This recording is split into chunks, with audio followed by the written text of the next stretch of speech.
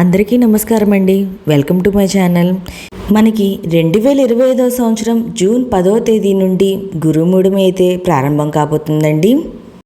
అసలు ఈ మూఢమి అంటే ఏంటి, ఈ శుక్రమూఢమి, గురుమూఢమిలు ఈ 2025 సంవత్సరం ఎప్పుడు వచ్చాయి, ఇంకా ఎప్పటి వరకు ఉన్నాయి అనే విషయాలన్నీ ఈ వీడియోలో తెలియజేసండి. ఇంకా ఈ మూఢమి సమయంలో చేయాల్సిన పనులేంది, ఏ పనులైతే చేయకూడదు, ఏ శుభకార్యాలు ఈ మూఢమిలో చేయకూడదు అనే పూర్తి ఇన్ఫర్మేషన్ అనేది ఈ వీడియోలో అయితే తెలియజేస్తాయండి. పురాణాల్లో గ్రహాలు వాటి సంచారానికి అధిక ప్రాధాన్యత ఉంది. మూడవ అనేది గ్రహాల స్థితి కారణంగానే శుభకార్యాలకు అనుకూలం కాని సమయాన్ని సూచిస్తుందండి. నవగ్రహాలు సూర్యుని చుట్టూ తిరుగుతాయి. వీటిలో భూమి కూడా ఒక గ్రహమే. భూమి సూర్యుడు ఒక గ్రహానికి ఒకే వరుసలో ఉన్నప్పుడు ఆ గ్రహం భూమి మీద ఉన్న వారికి కనపడదు. దీన్నే అస్తగత్వం లేదా మూడవ అంటారండి. ఈ సమయంలో శుభకార్యాలు చేయకూడదని అంటారు. ఇక మూడాలు రెండు రకాలు, ఒకటి గురుమూఢమి, ఇంకోటి శుక్రమూఢమి అండి. గ్రహాలకు రాజు సూర్యుడు. సూర్యునికి అత్యంత సమీపంలో ఏ గ్రహం అయితే వస్తే ఆ గ్రహానికి శక్తి అనేది కోల్పోయి బలహీనమైతే అవుతుందండి. అలా గురుగ్రహం వచ్చినప్పుడు గురుమూఢమి గాను, శుక్రగ్రహం వచ్చినప్పుడు శుక్రమూఢమి గాను ఇలా మనకి మూడాలైతే వస్తాయండి.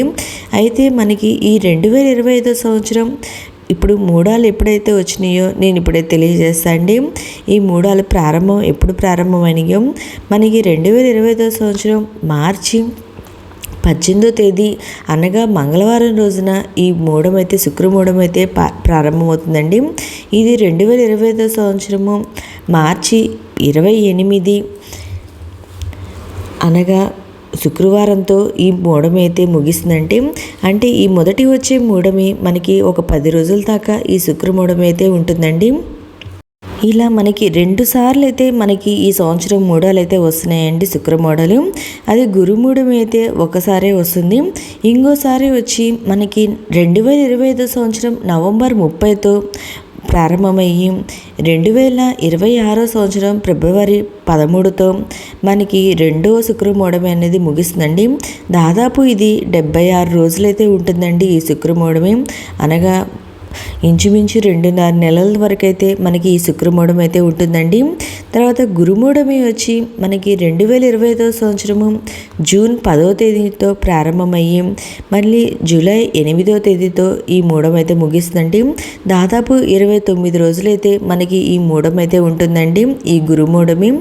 అయితే ఇప్పుడు ఈ గురు శుక్రమూఢంలో మనం ఏ పనులు చేయొచ్చో ఏ పనులు చేయకూడదు అనే విషయం నేను ఇప్పుడే తెలియజేస్తాను అండి. ముందుగా ఏ పనులు చేయకూడదో నేను ఇప్పుడే తెలియజేస్తాండి. ఈ గురు శుక్ర మూఢములో పెళ్లి చూపులు, వివాహ కార్యక్రమాలు అనేది చేయకూడదండి. ఇంకా ఉపనయం అనేది చేయకూడదు. గృహారంభం, గృహప్రవేశం అనేవి ఈ మూడాల సమయంలో చేయకూడదండి. ఇంకా యజ్ఞాలు, మంత్రాన్ని ఉపదేశించడం, విగ్రహ ప్రతిష్టలు, వ్రతాలు అలాంటి వాటికి ఇప్పుడైతే చేయకూడదండి. ఇంకా నూతన వధువు ప్రవేశము, కొత్తగా వ్యాపార ప్రారంభము ఇలాంటివైతే ఈ మూడాల సమయంలో చేయకూడదు. ఇంకా కొత్త వాహనం కొనుగోళ్ళు, బావి లేదా చెరువుల తవ్వకము, పుట్టు వెంట్రుకలు తీయించడము, ఇంకా విద్యారంభం చేయించడము, చెవులు కుట్టించడం ఇలాంటివన్నీ మనం ఈ మూడాల సమయంలో అయితే చేయకూడదండి. ఇంకా ఈ మూడాలు లేని సమయంలో వీటిని అయితే చేసుకోవచ్చు. ఇంకా నేను ఏ పనులు ఈ మూడాల సమయంలో చేసుకోవచ్చో నేను ఇప్పుడైతే తెలియజేస్తాను అండి. నెల సమయంలో జాతకం రాయించుకోవడము, నవగ్రహ శాంతి చేయించుకోవడం, జప హోమాది కాంతులను చేయించుకోవడము, ఉత్సవాలు నిర్వహించుకోవడము, ఇంకా శ్రీమంతము, నామకరణము, అన్నప్రసన్న ఇలాంటి కార్యక్రమాలు అయితే మనం ఈ మూడాల సమయంలో ఈ గురుమూఢ సమయంలో చేసుకోవచ్చండి. ఇంకా మీకు ఏమన్నా సందేహాలు ఉంటే ఈ గురు శుక్ర మూఢమి గురించి నా కమెంట్ బాక్స్లో కమెంట్ పెట్టండి. ప్రతి ఒక్కరికి రిప్లై అనేది ఇస్తాను. ఓకే అండి, మీకు ఈ వీడియో నచ్చినట్లయితే లైక్ చేయండి, మీ ఫ్రెండ్స్ అండ్ ఫ్యామిలీ మెంబర్కి షేర్ చేయండి. Thank you for watching.